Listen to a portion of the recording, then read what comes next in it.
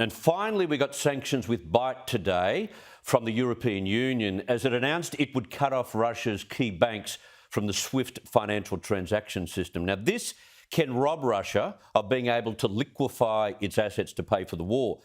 This was the EU president earlier today. Putin embarked on a path aiming to destroy Ukraine.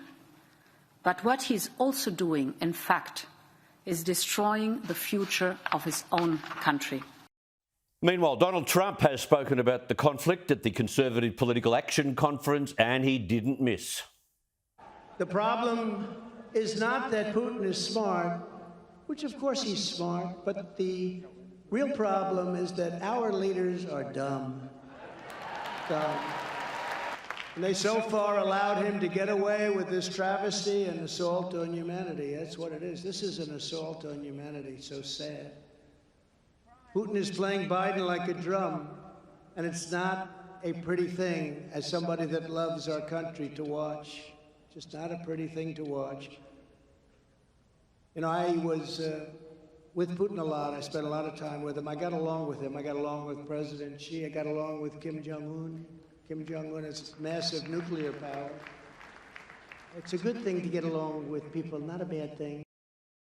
Nudge, nudge, wink, wink. Joe, to discuss what Donald had to say today and several other big issues tonight, I'm joined now by One Nation's New South Wales leader, Mark Latham. Mark, thank you for your time. He is dead right, the Trumpster, isn't he?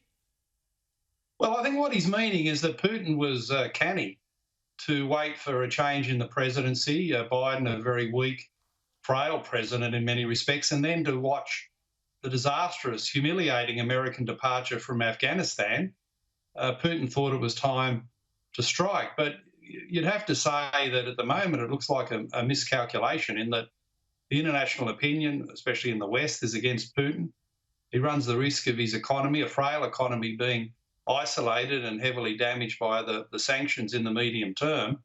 And Putin's had a worry, as had the Russian nationalists, about all their border nations wanting to either join NATO or beef up their NATO commitments. Well, they'll all want to do that now. Yeah. Having watched this devastating humanitarian and military disaster in the Ukraine, they'll all want to be part of NATO now. So our best hope out of this, Chris, quite frankly, is for the Russian people to rise up against a failed leader, a miscalculating leader, and not for the first time in our lifetime to have a regime change. So we're all hoping Putin doesn't last. Yeah. I made the point earlier that while the EU, the US, the UK, and even Germany and ourselves are increasing military assistance to Ukraine, that rotten, hopeless mob, the UN Security Council, can't even muster up the courage to condemn the Russians for their outrageous illegal invasion. What use is the Security Council? Well, not much when the Russians have got the presidency and the veto power. The Chinese and the Indians abstained. So the UN in this circumstance is irrelevant. They played a bit of a role in pushing back against the Iraq war, but they've really got no role now. But Chris, a war normally is the culmination of many mistakes in many places. And can I just point out one of the biggest mistakes, and Trump pointed this out in a meeting with the head of NATO, one of the biggest mistakes was for the Europeans to sign up to that gas deal with Putin and the gas pipeline. Yeah. And Trump was making the point where, the United States was funding NATO, but there they were, making themselves more energy reliant on Putin, giving him more resources out of that gas deal. Yep. And now where are they today? They've got financial sanctions, but they can't do the energy ones because they all went renewable in Western Europe.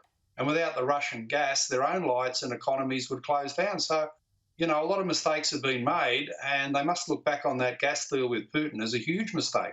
Yeah. That footage of Trump telling the NATO members and giving them a lecture about that was just an absolute, clean, bold middle stump. Just quite embarrassing for NATO.